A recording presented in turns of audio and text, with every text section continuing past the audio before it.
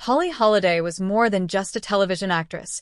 She was a woman who carved her path through talent, determination, and courage. Best known for her iconic role as Flo Castleberry on the 1970s sitcom Alice, Polly became a household name thanks to her bold personality, sharp wit, and unforgettable catchphrase, "Kiss my grits." This simple phrase captured the essence of Flo, a sassy, strong-willed waitress who could stand her ground in any situation, and it quickly became a part of American pop culture. Flo was more than just a character. She was a symbol of independence, humor, and Southern charm, and her impact is still remembered decades later.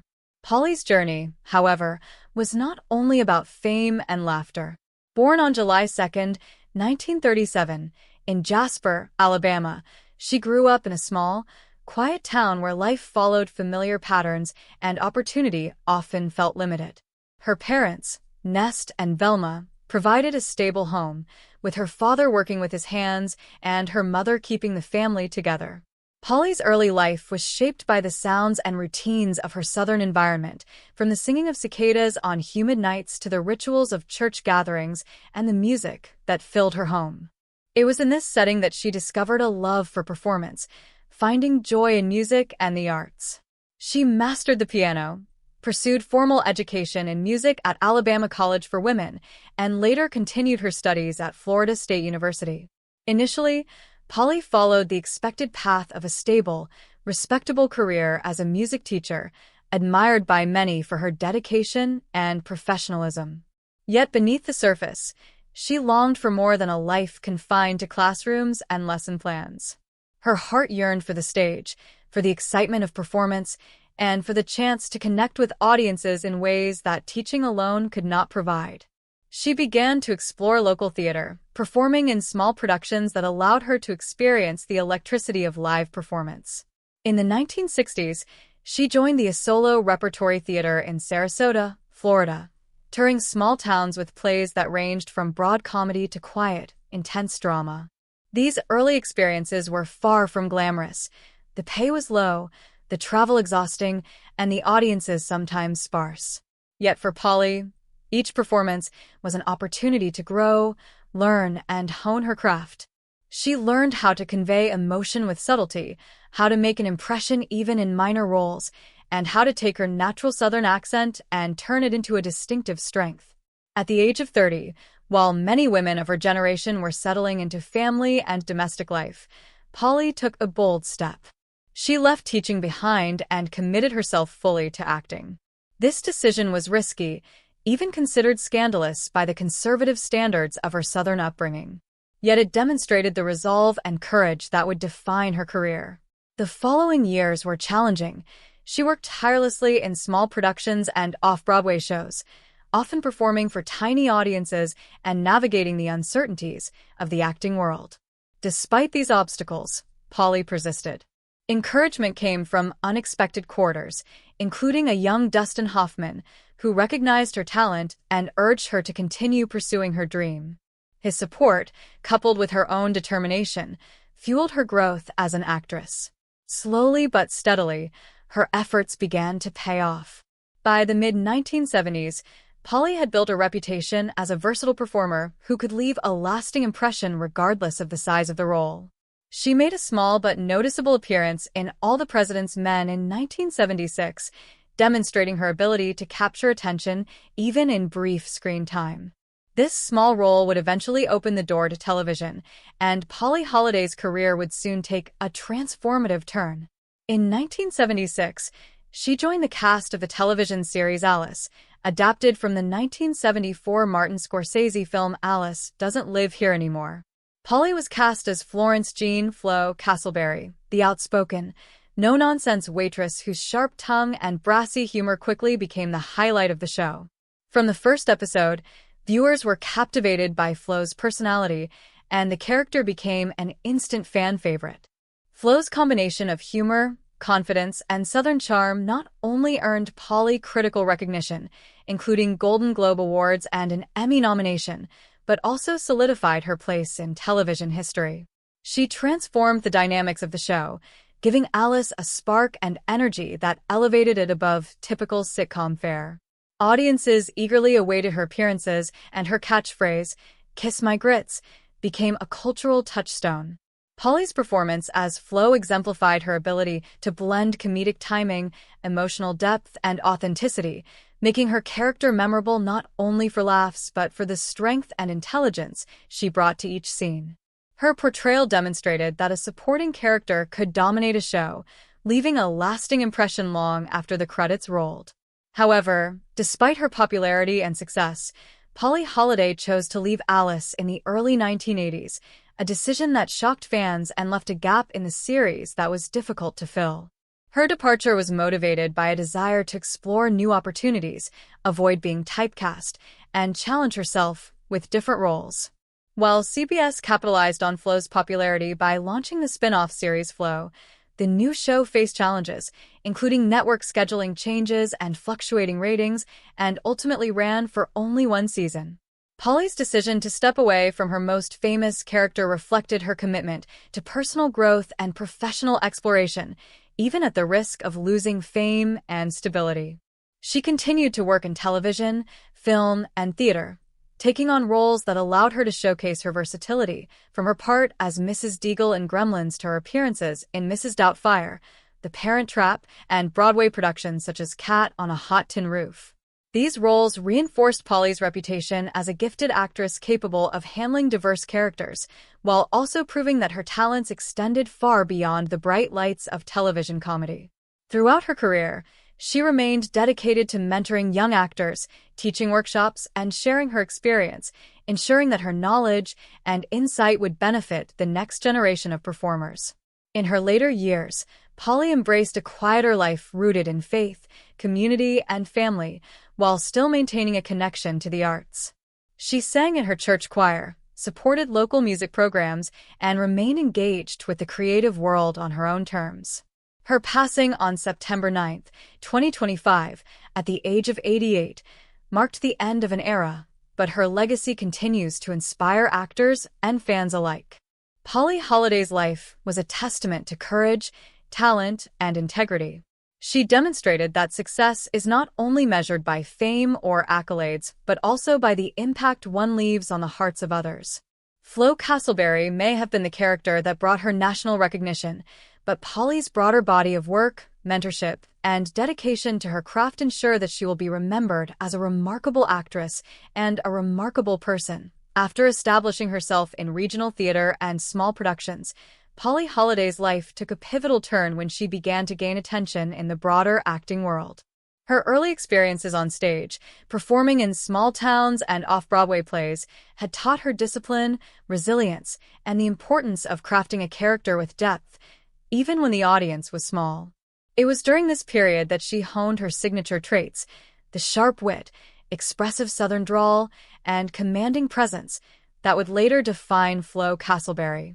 Her dedication to perfecting her craft was evident in every role she took on, and slowly, Hollywood began to take notice. In 1976, her brief appearance in the acclaimed film All the President's Men marked her first notable step onto the big screen.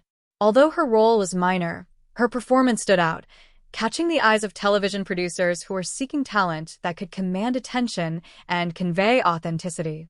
It was not long before she was offered the role that would define her career, Flo Castleberry in the sitcom Alice.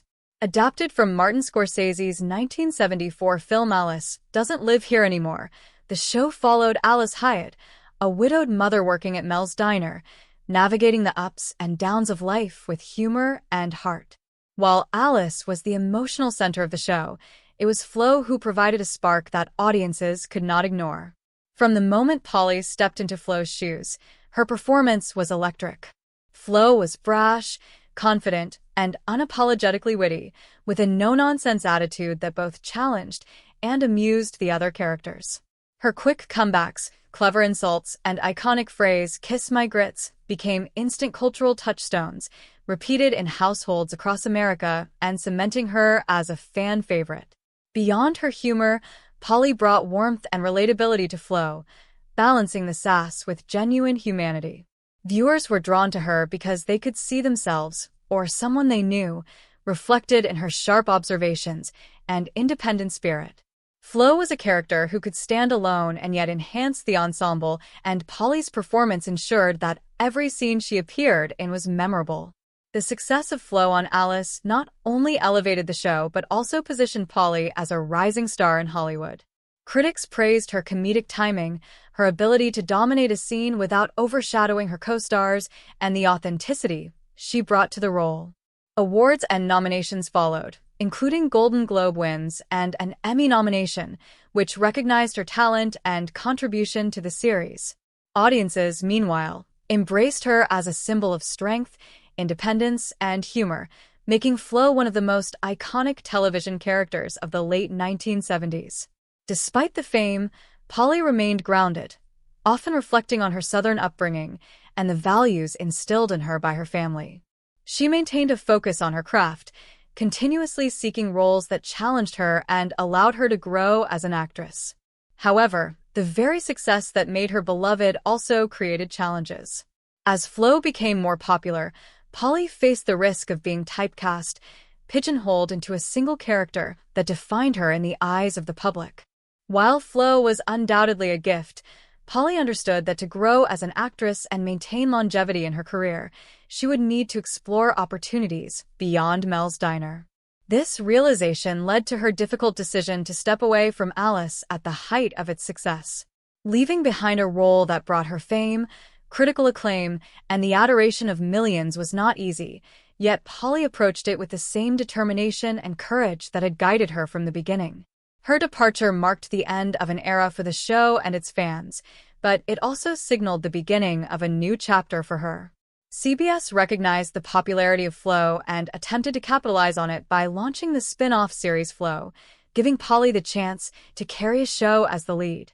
The series followed Flo as she attempted to navigate life beyond Mel's Diner, taking on the challenge of managing a roadhouse and interacting with a new ensemble of quirky, colorful characters.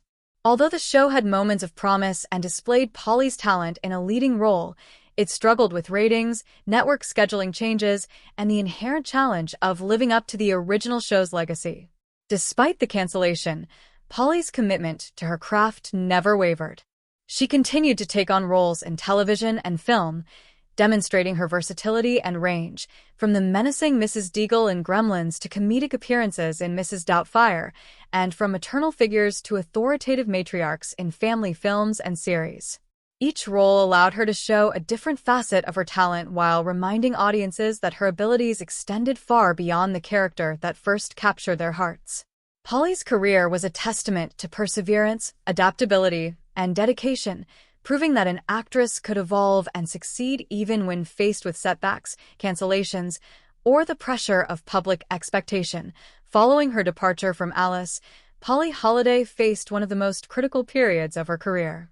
CBS, recognizing the enormous popularity of Flo Castleberry, immediately offered her the lead in a spin-off show simply titled Flo, giving her the rare opportunity to carry a television series entirely on her own.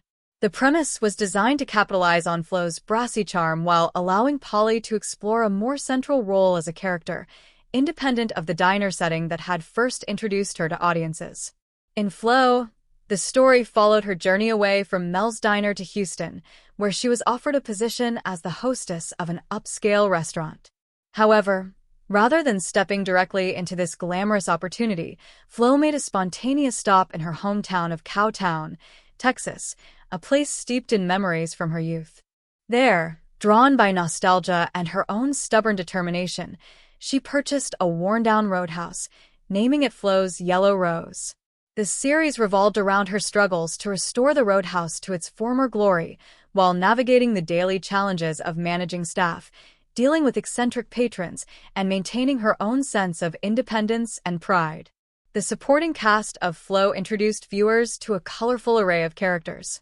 Earl, the obstinate bartender, frequently challenged her authority, while Farley, the slick banker, tightened the screws on her finances, testing her patience and ingenuity. Her demanding mother Velma, played by Sooty Bond, and her prim sister Fran, portrayed by Lucy Lee Flippin, reminded her of the domestic life she had deliberately left behind. Yet Flo was not alone.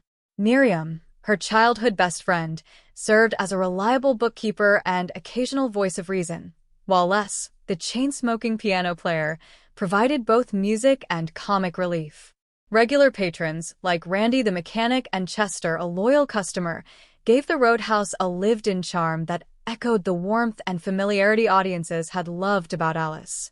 Despite the promise of the spin-off and a strong initial reception, Flo faced challenges that ultimately prevented it from reaching the level of success enjoyed by Alice. The network shuffled its time slot multiple times, making it difficult for audiences to follow, and while it initially broke into the top 20 shows of the season, ratings began to decline as viewers drifted away. By July 2, 1981, coinciding ironically with Polly's 44th birthday, the series was quietly canceled after only 29 episodes. While this was a disappointment for Polly and her fans, it also underscored a reality that she had long accepted. Television could be unpredictable, and success could never be guaranteed, no matter how talented or beloved the performer. Nevertheless, Polly used this period as an opportunity to diversify her career. She continued to take on television roles, sometimes stepping in under challenging circumstances, such as replacing Eileen Brennan in Private Benjamin after Brennan's car accident, even though the series ultimately was short-lived.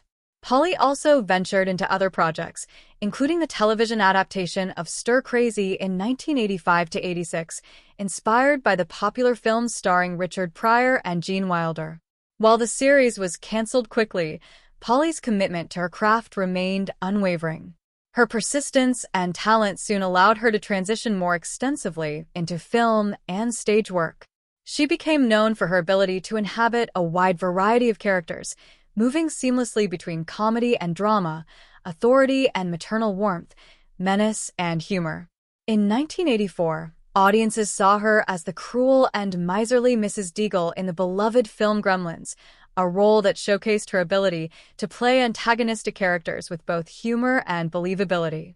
Nearly a decade later, she returned to comedy in Mrs. Doubtfire, 1993, portraying Sally Field's nosy neighbor, demonstrating her impeccable comic timing and the effortless charm that had made Flo so beloved. She also embodied maternal and authoritative figures in films such as The Client, 1995, and The Parent Trap, 1998, as well as in television shows like Home Improvement, proving that her versatility extended well beyond her early sitcom fame. In addition to screen roles, Polly's stage work remained a critical component of her career, allowing her to return to the roots of her craft in theater. She received acclaim for her Broadway performances, including a Tony-nominated turn as Big Mama in Cat on a Hot Tin Roof, 1990, and memorable performances in revivals of classics like Picnic, 1994, and The Time of the Cuckoo at Lincoln Center, 2000. These roles highlighted her dramatic range, commanding presence, and ability to bring depth to complex characters. Throughout this period, Polly also devoted time to mentoring younger performers, offering workshops, lectures, and guidance based on her own experiences navigating the challenges of the entertainment industry. Her dedication to supporting the next generation of actors reflected not only her generosity, but also her recognition that the craft of acting involved more than just performance. It required discipline, integrity, and the courage to take risks. While Polly Holliday's career had its share of setbacks, including canceled series and roles that never fully materialized, her perseverance and adaptability ensured that she remained a respected and admired figure in the industry. She consistently sought out opportunities that allowed her to explore new dimensions of performance, remaining unbowed by the fleeting nature of television fame or the unpredictability of Hollywood. Her legacy was not confined to Flo or any single role. Rather, it was built on a lifetime of dedication, professionalism, and the ability to make every character, no matter how small, memorable, and impactful. Polly's work during this period underscored her resilience, illustrating that success in the entertainment world was not just about stardom, but also about the craft, commitment, and personal fulfillment that she pursued throughout her life. And the later years of her life, Polly Holliday gradually stepped back from the relentless pace of acting, choosing instead to embrace a quieter, more reflective lifestyle that allowed her to nurture the passions and relationships that had always sustained her. Although she had long been defined in the public eye by her role as Flo Castleberry, she understood that a fulfilling life extended beyond fame or the bright lights of television studios. Settling in New York City, she became deeply involved in her local community, participating actively in Grace Church in Greenwich Village, where she sang in the choir and supported the church's music programs. Her commitment to community work and faith reflected the values instilled in her during her Southern upbringing, a combination of humility, dedication, and a strong sense of personal responsibility.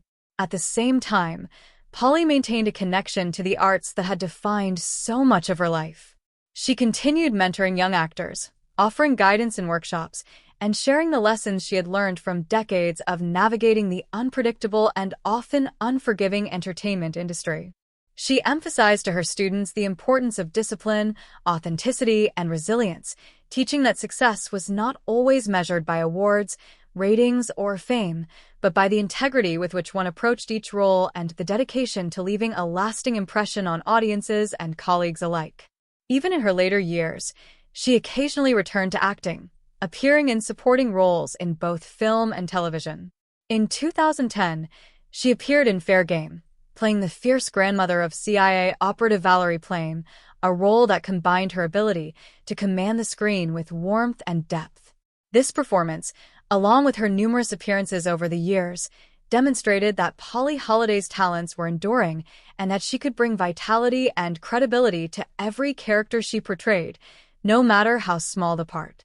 Beyond the screen and stage, Polly's personal legacy was defined by her courage in making bold choices, most notably her decision to leave Alice at the height of its popularity. By stepping away from Flo, she avoided being trapped by typecasting and instead created space to explore new creative opportunities. While this move carried risks, such as the mixed success of the spin-off Flo and other short-lived projects, it ultimately reflected her commitment to artistic integrity and personal growth. The decision also highlighted her understanding of the ephemeral nature of fame and her desire to define herself as an actress rather than be defined solely by a single character.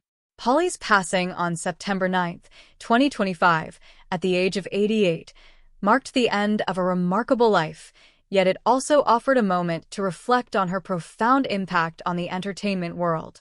She passed away in her Manhattan apartment due to complications related to pneumonia, leaving behind a body of work that spanned television.